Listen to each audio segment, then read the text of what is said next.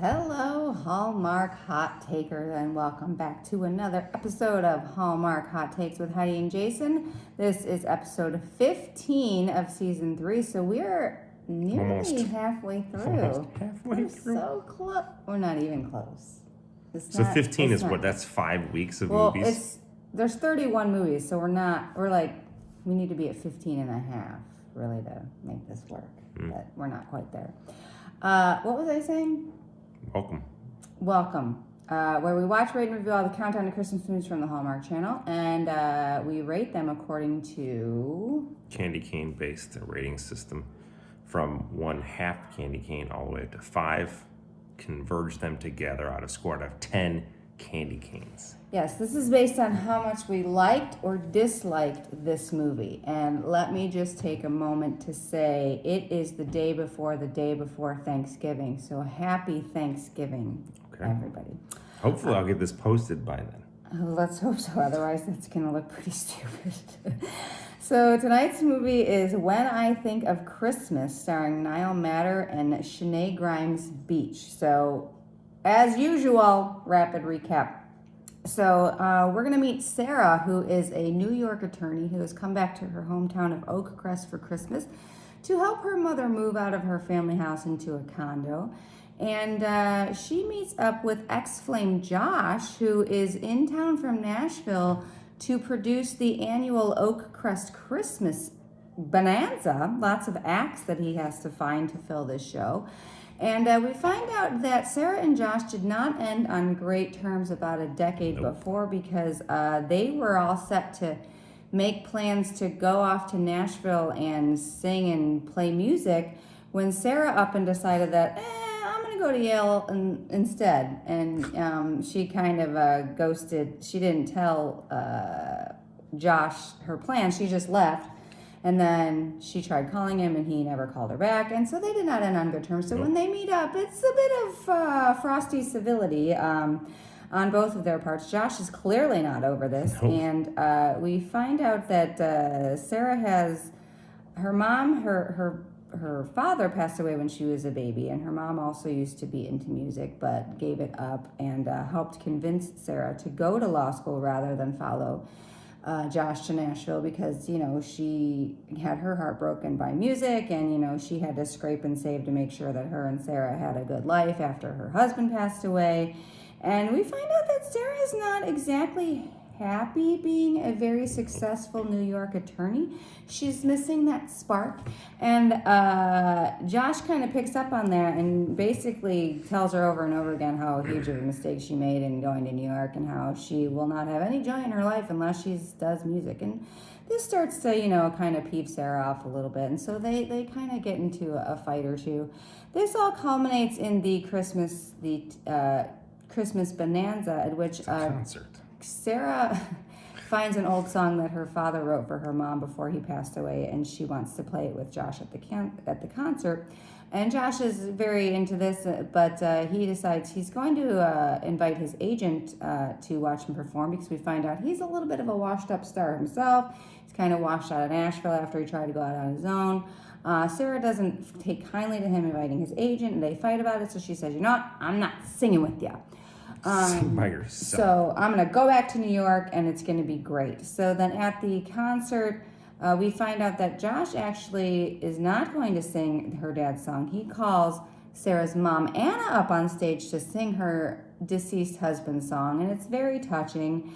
And then Anna and Josh kind of iron out their things, and Anna decides that she can be a lawyer anywhere, but she can only make music with Josh. So we don't know if they're going to Nashville or if he's going to New York. It wasn't really clear, but they kiss, and that is When I Think of Christmas. When I Think of Christmas. And that's the recap. We want to get into a review session? I always do. Okay. It's review time. My favorite. It's my This favorite is your favorite time? Yeah. So You do such a good job at the rapid recap. It's a lot of pressure, though, so it's wonderful job. I like when it's over. Okay. But I appreciate that you appreciate. Yeah. So I'm gonna go starting with likes first. Yes. It's not usually a good sign. No. But we'll find out. We don't know. I like that the mom had a really cool roll top desk. I like roll top desks. Sometimes You don't see those a lot. Sometimes we look deep into the movie or deep into the furniture. When you like something, you like something. They had a cocoa crawl. Got it on my list. So they went to this, and everyone, the stations had all these different types of cocoa, and you had to bring your own mug, and it was cool because people would just pour cocoa in your mug, and I loved it. I always want to do a cookie crawl in my neighborhood, but I think the cocoa crawl with the bring your own mug is a really good idea. It's a great idea. And there's no cups, right? Right. There's no, less cost. Just make the cocoa. yeah, I love it. I love that idea. I'm gonna let you talk about this one. Hallmark Mayor. Hallmark Mayor.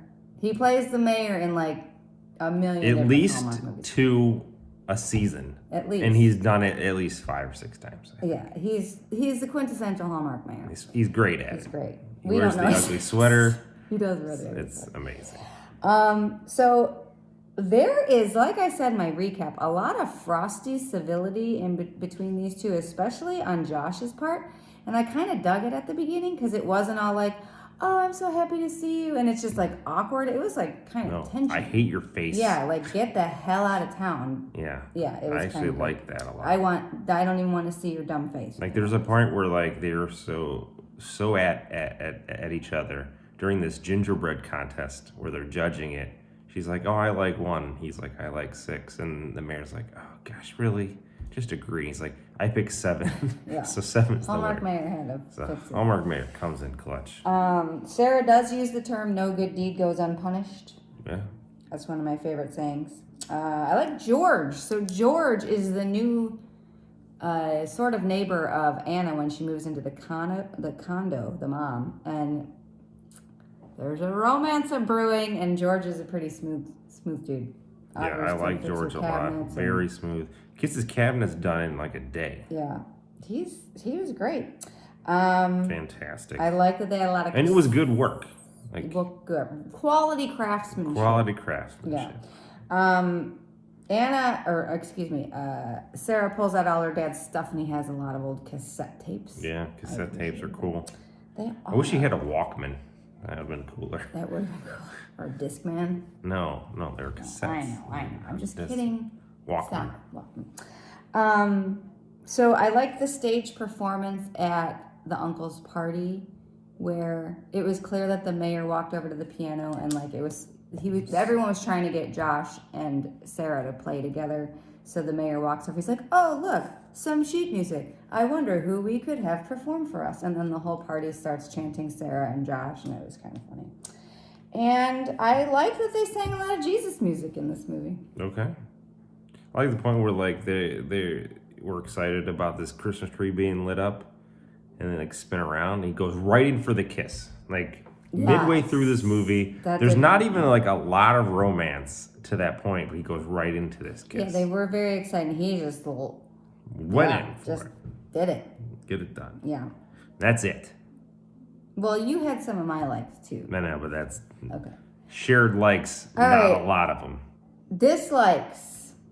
Again, I almost hate to bring this up because Jason's going to get mad at me, but her bangs were very distracting. We do not. I'm not anti-bang. We do not give negative marks on people's appearances. Listen, she was perfectly beautiful girl. I just didn't like her dumb haircut. I said her bangs are awful. I hope they fix them. Wow. It's Wait a so funny. second. But you said it. I only was going to write it down. Okay. But you brought it in. Listen, you need to be nicer. In a shocking turn of events. You need to be nicer. Shocking turn of events. She's from New York. She is. Jay loves that. New York, big lawyer. City. They're doing auditions for this concert, and it's like in 2 weeks, and they haven't done auditions yet. I feel like you would have done those Awful. much prior. The mom in this movie, Anna, she forgets a lot very conveniently. Like she forgot to get the key to her new condo from Josh's uncle, which made Sarah have to go get it, and then she forgot some other thing that she was the gingerbread thing. She was supposed to judge the gingerbread thing, and then she had to send Sarah, and then Josh was also conveniently there. A lot of convenient forgetfulness. I had to, the whole thing felt staged. Contrived?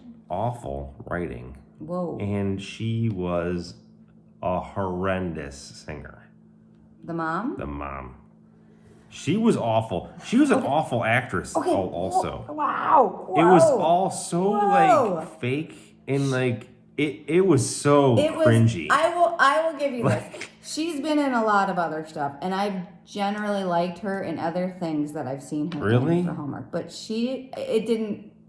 it wasn't great with her tonight. Awful. They said her mom sang with her husband back in the day, and they had her sing, and I don't know if she's like a singer, but I hope to God not. Come on. It was awful. They could at least had somebody else sing, and she could have lip synced to it. That would have been better. Britney Spears style. Anyone would have been better. Okay, Josh is really mad at Sarah in the beginning of this movie. Visibly agitated every time he sees her. And then the next scene, he does like a complete 180. And I felt like it was a little bit unrealistic. And the other problem with Josh is for the first hour and a half of this movie, he's such a damn sad sack. Like, he's so depressed about his career falling apart, which I get, it's a depressing thing. I'm not saying he shouldn't be upset about it, but it's like every time she tries to talk to him about it, he's like, I don't want to talk about it. Maybe you should leave. And he's so mean. And then she's like, well, maybe I need to help him. Like, you really want to help him? Like, yeah, he's kind of being a jerk. And this is what drove me crazy. So she's there from her big time New York job, right? She's there to help her mom move and to be with her mom for the holidays. Like, that's it. Like, that's the reason for this vacation, right? Yes. So one, she takes on work during this vacation. She has to write a brief. She's got to write a brief. And then she literally doesn't help her mom, and all she's doing is this concert the whole time. Well, they do show her packing several boxes. No. And then she's like, I gotta go. And she's like away from her mom. It was awful. It was so bad. She skipped work to do literally anything else. Because she was realizing realizing she wasn't happy at her job. And she was such a pain in the ass. Like, her mom, didn't push her. Oh, go ahead. Go ahead. No, you're there's this whole part where she's upset with her mom because she feels like her mom pushed her into this awful life of being a successful lawyer after her mom, again, was a singer, and that, and they probably made enough money, between her and her husband. And then he passes away when she's 5 or something. Yeah, she's real young. So then for the next 15, 20 years, she's got to make it work. And she does. So is it hard to believe that she'd want her daughter to be most successful? And it's Yale. It's a scholarship to Yale. Yeah, she got a scholarship. It's not nobody's going to tell their kid, oh, why don't you go to Nashville with your 18-year-old boyfriend and try to make it and pass on the scholarship to Yale. So they didn't even preface that because you didn't even know that she was unhappy with her life until she just all of a sudden decided to go berserk on her mom. Right. And then at the end of the movie, when her mom apologizes for pushing her, then Sarah's like, oh, why are you apologizing? You were the best mom. Well, because you basically told me I was trash and I pushed you into this thing, so now I'm apologizing. And she's like, no, why would you apologize? And I thought that was really stupid. Yeah, I thought it was really stupid that she got mad at Josh for inviting his agent to the concert. It had nothing to do with him trying to get back in the game. He's just like, hey, I'll leave tickets for you. And it wasn't that he was trying to get an agent. He already had an agent. It already was his agent. He wasn't inviting someone who could potentially be his agent. No. This person was already his agent. The fact that she got upset because, oh, you're making this all about you when I thought it was supposed to be about us. And she was just all over the place. They were both just erratic. In the end, I didn't want them together. I said, I don't want them to get together. They feel like they're toxic. They're both just so erratic, and neither of them could figure out what the hell they wanted. She got mad at him, and his problem was he never took any responsibility for anything. So all of it was on her. So she went off to college and didn't tell him. Fine, that was bad. But then she did try calling him and like apologizing at the time, and he refused to take her calls. So he has to have responsibility for that, and he can't expect, like, he just doesn't understand that she's put in a decade of work to become a successful attorney. It's not just going to take a flip of the switch for her to be like, oh well, I'll just give all that up and go live in a trailer with you in Nashville. Like, I don't. You're too old for Nashville at this point. Like, I don't know. I felt like their motivations kept changing for why they were doing things. It was just a bit of a mess. Writing. It was kind of. It was so choppy. It was like, choppy, oh, what are we gonna do? Oh, we could throw this trope in. Oh, we could do this and then. Oh, let's manufacture some drama between George and the mom. You know, just like, what are you doing? Like, they didn't, and they tried to make a lot of stuff about the dad, but they didn't really introduce anything about the dad until halfway through the movie. So you didn't really care about his song because nobody made the connection of music to her or her mom until. I don't know. I mean, what are you giving it? I need to know. Because it seems like it's not going well over there. One candy cane.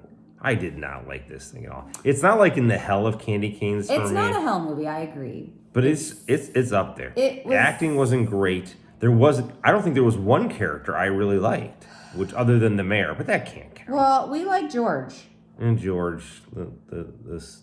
Yeah. I will give it a 1.5.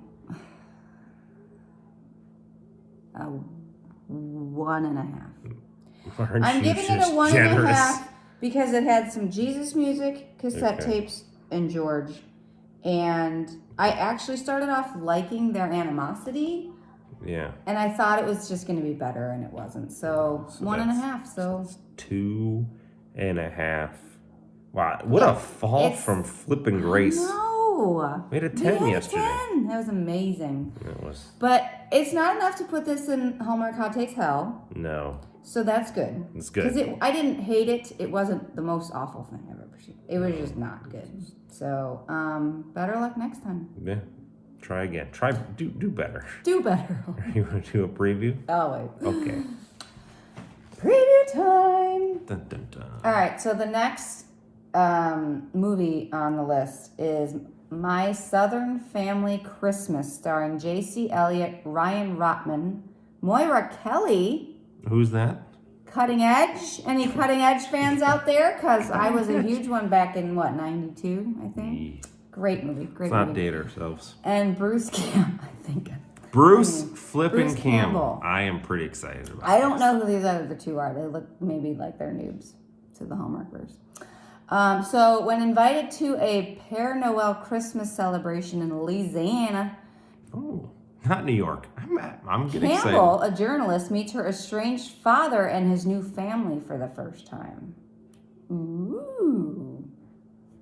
You know who they need to bring back? Who? Kevin Nealon.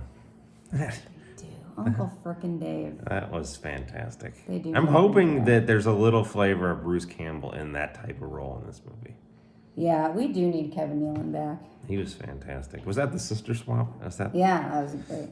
Fan. I miss the sister swap. That was great. All right. All right, we'll see you next time.